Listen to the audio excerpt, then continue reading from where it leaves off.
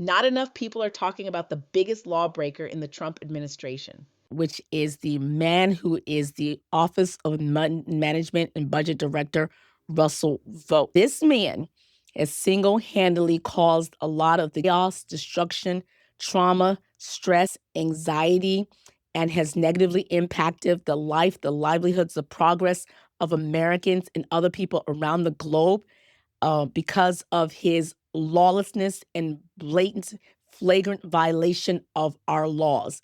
In the role of Office of Management and Budget, this man has stolen, and I'm going to use that word stolen, by holding back, clawing back, and denying to give grants, funding allocated by Congress and appropriated by Congress pursuant to United States balance of power.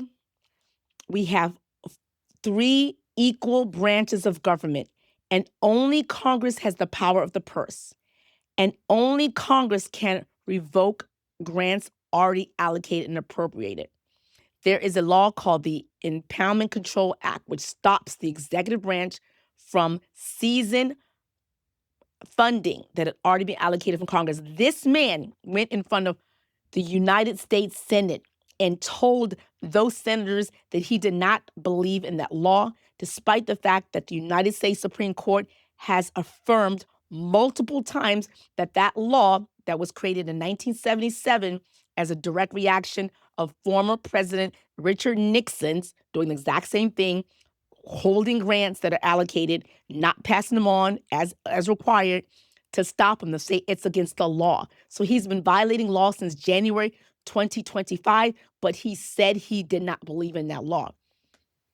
And this is not the first time he did it. This is the same man who held this job during Donald Trump's first term and essentially did the same thing. He was called out during the Senate confirmation hearing by bipartisan Senator Rand Paul, called him out, but also Senators Peters, Hassan, Padilla, Slacken, Kim, Blumenthal, all called him out during the hearing confirmation and asked him point blank, based on your statements, based on your speakings, your presentations, your writings from the think tank that you managed in between Donald's first term and second term, you identified specific projects, specific priorities, specific funding already allocated for being revoked, for being challenged, for being clawed back, for being stopped from going to the intended beneficiaries that Congress intended to get those benefits. You said that explicitly.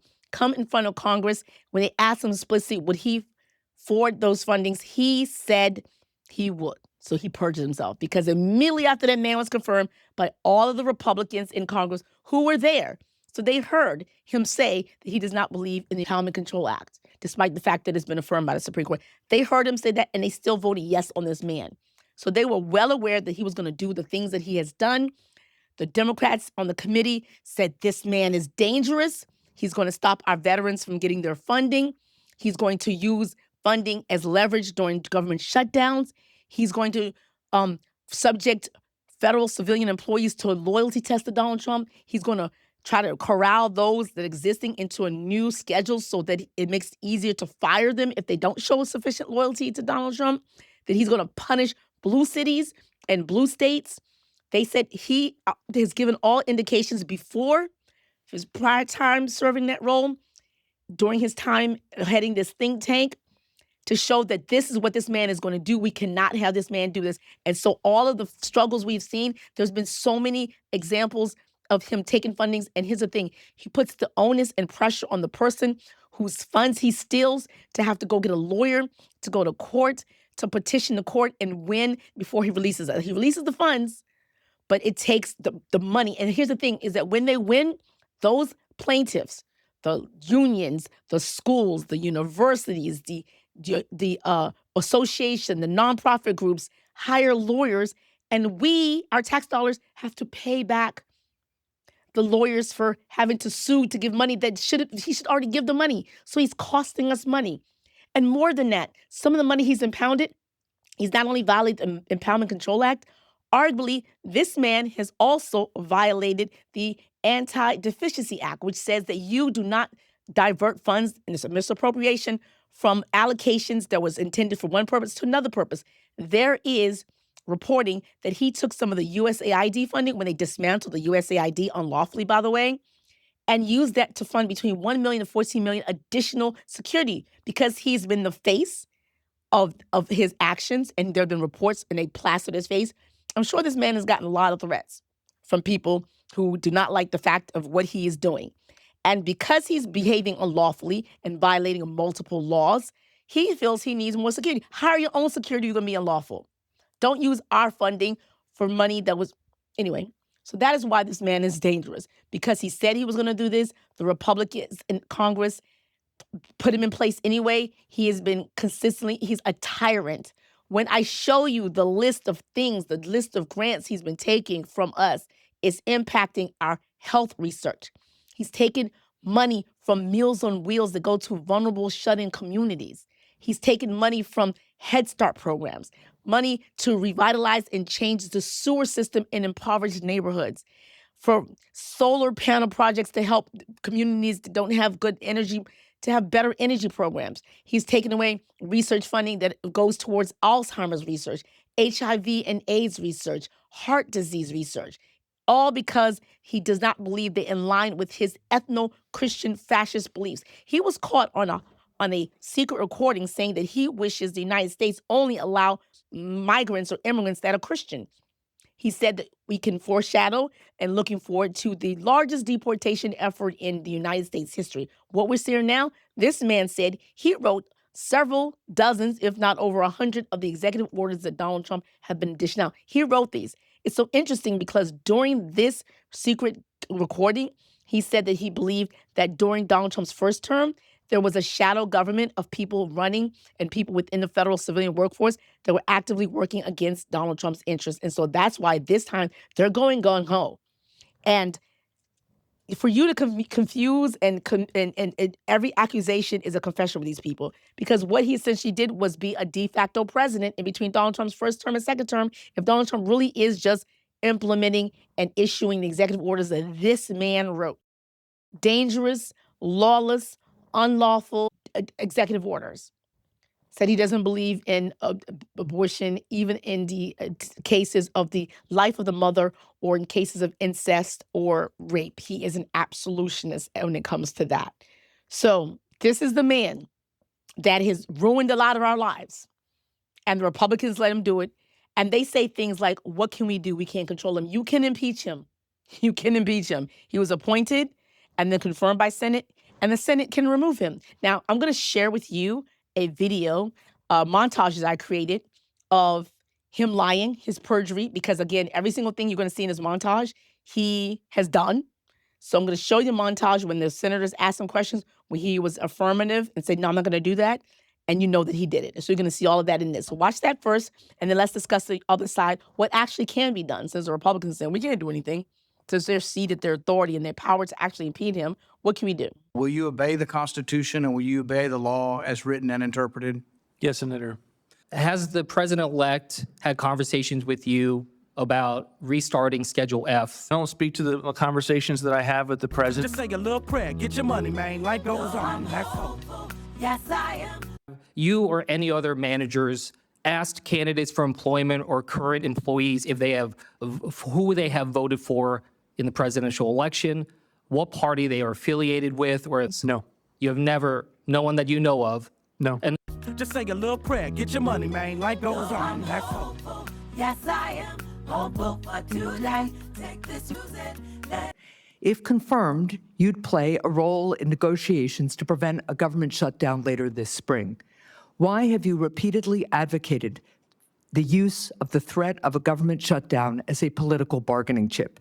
If confirmed, would you continue to favor a partisan agenda over keeping the government open? And I want to be a part of a process that sends budgets as soon as they can, meeting all the statutory deadlines, to be able to start the process with the appropriators as early as possible. Just say a little prayer. Get your money, man. Life goes on. That's all. Yes, I am. Hopeful for tonight. Take this music and use it. Let it take you away. President Biden signed the Grant Transparency Act into law, a bipartisan bill that I worked on with Senator Cornyn to require agencies to provide greater transparency regarding how grant applications are evaluated. The law is intended to provide grant applicants with a clear picture of how their applications will be reviewed so that the grant-making process is fair and competitive. So, yes or no, if confirmed, do you commit to ensuring that agencies do not evaluate a grant application with the applicant's political identity or views in mind? If it's the law of the land, absolutely. We have no business in trying to engage in someone's understanding someone's political views. And then we gotta move straight forward, cause we fight so strong. So when right go wrong, just say a little prayer, get your money, man, life goes on. That's all. Hopeful, yes I am hopeful for tonight. Take this music and use it, let it. So if the president says to you, I don't care what the law says, I don't like California, and I'm not going to give them the disaster aid they need, you're going to stand up to the president and say, sir, that's not appropriate. Senator, I don't engage in hypotheticals, but the president would never ask me to do something along those lines. Again, we make decisions at OMB based on the policy grounds, the laws that are in place, and we do not look at people's political inclination. Prayer, get your money, man, life goes on. That's all. Hopeful, yes I am hopeful for tonight. Take this music and use it, let it take you away and be hopeful, hopeful, and he'll make no way. It's okay, 'cause we hopeful. Well, history speaks a little bit differently to that point. have consistently rejected attempts by presidents to withhold funds unless Congress clearly allows it. In Clinton versus New York also determined that laws which allow the president to unilaterally cancel appropriations are unconstitutional. Correct me if I'm wrong, but is there anywhere in the Constitution gives the OMB director to determine whether or not a law is unconstitutional? These are the laws of the land right now. I'm aware that they are the laws of the land and the caseload that is on the books, and this is something that the administration will consider when they are in these roles, if confirmed. Okay, well, as a member of the Senate Appropriations Committee that I am on, in addition to this, I've worked very hard with colleagues to negotiate in good faith and reach bipartisan spending agreements. And I'm concerned about your actions and statements about the president going to be able to unilaterally refuse to spend money that Congress has appropriated.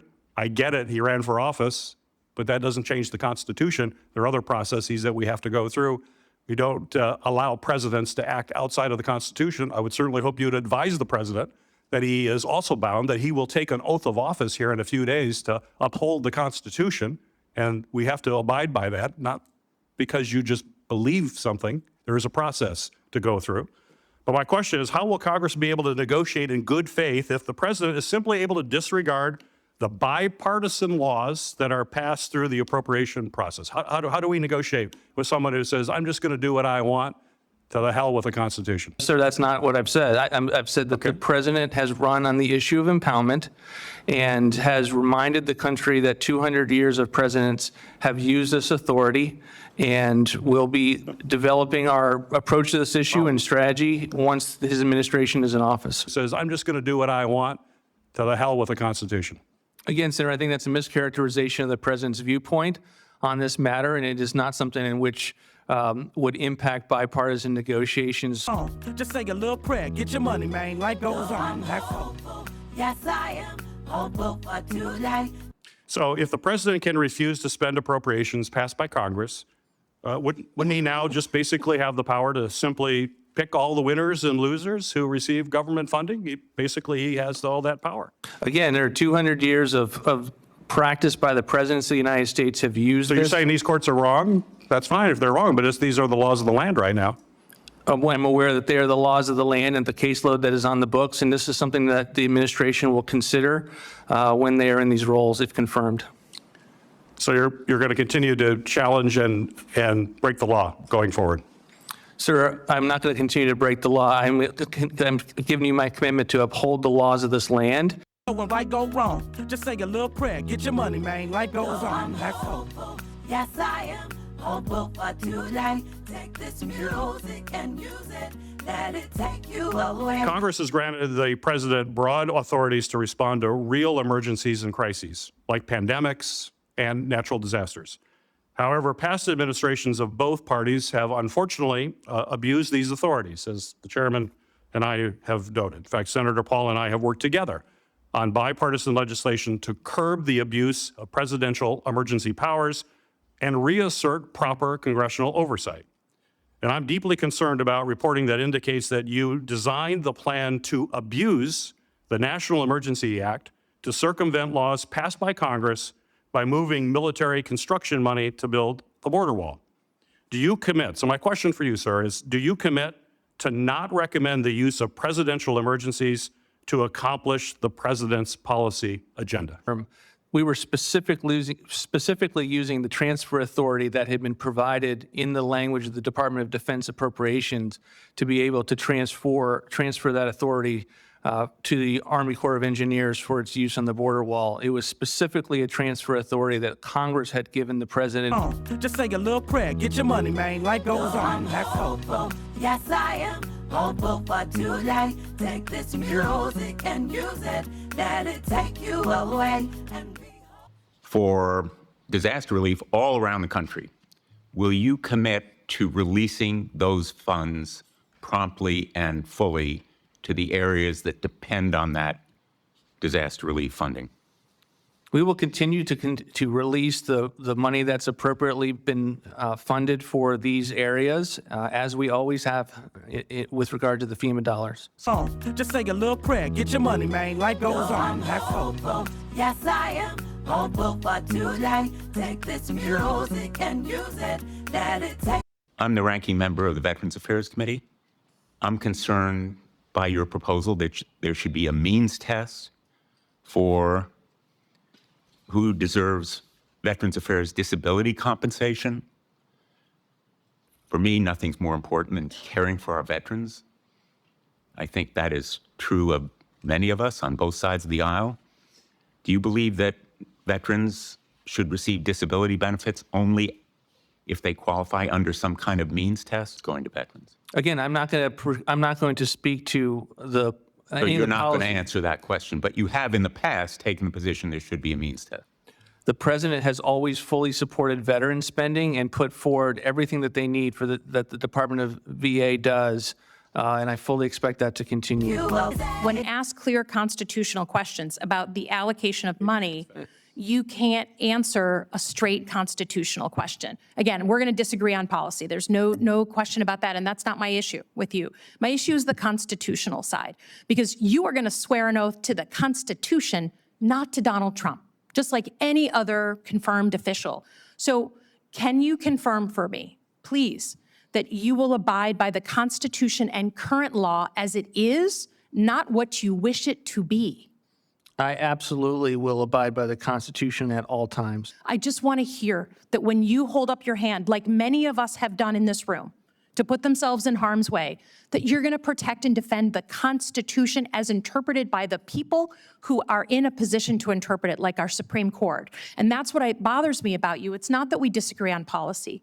It's that basic tenet that a lot of us have had to do in this room on both sides of the aisle. That's all I care about. So with that, I'll yield back. So two comments, just again for the record. Granted your pleasure to uphold the Constitution because the Constitution and the law is clear as it pertains to the Empowerment Control Act. So unlike some of your clearly understood efforts in the first term, I hope you don't go back to those bad faith practices and efforts in the second term. And you're suggesting that you're not going to politicize the disbursement of funds, you're going to get them out the door as quickly as possible. Again, I would appreciate you living up to that commitment that you stated here today.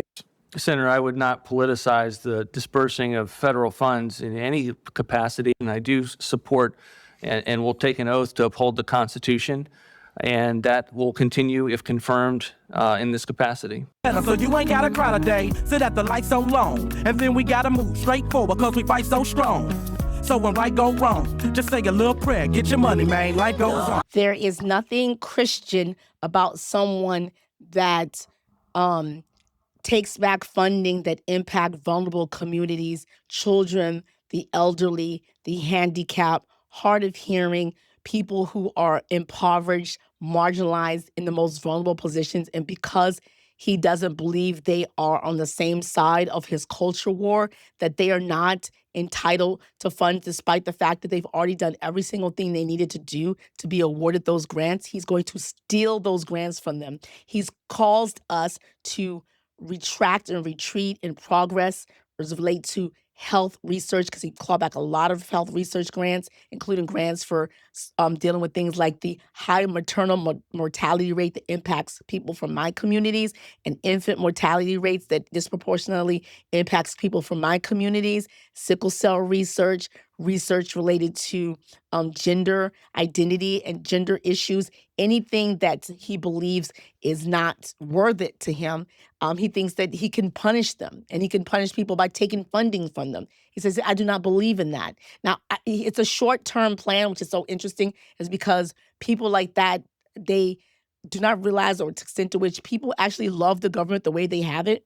I know a lot of people now appreciate the federal civilian workforce and the expertise they bring, now that so many of them have been pushed out and replaced by sycophants who are just don't know what the hell they're doing and causing a lot of disruption in your life, slow down on services, the whole bumbling mess, the entire war.